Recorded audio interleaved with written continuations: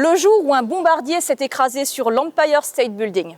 Ah, New York et ses gratte-ciel. Si vous en avez déjà fait l'expérience, marcher dans les rues de cette ville, ça donne le tournis, surtout quand on regarde dans l'air.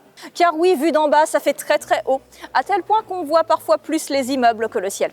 Et justement, en faisant des recherches sur le plus célèbre des gratte-ciel de la ville, j'ai découvert l'histoire d'un crash aérien survenu le 28 juillet 1945. Un bombardier B-25 Mitchell effectue un transport de routine entre deux bases aériennes du secteur.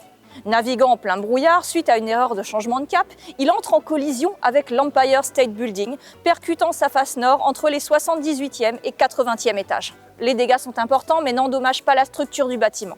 L'un des deux moteurs de l'avion traverse l'étage de part en part, ressortant de l'autre côté avant d'arriver sur le toit d'un immeuble voisin, 270 mètres plus bas, incendiant au passage le penthouse sur lequel il était tombé.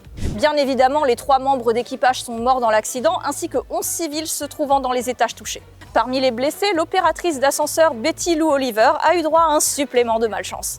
Éjectée de sa cabine, elle a été gravement brûlée avant que les secours la prennent en charge. Mais, et c'est là que c'est particulièrement horrible pour elle, les secours la placent dans un autre ascenseur pour la faire descendre. Mauvaise idée. Vous avez déjà vu les panneaux qui disent qu'en cas d'incendie, il faut prendre les escaliers? Peut-être qu'à l'époque, ça n'existait pas.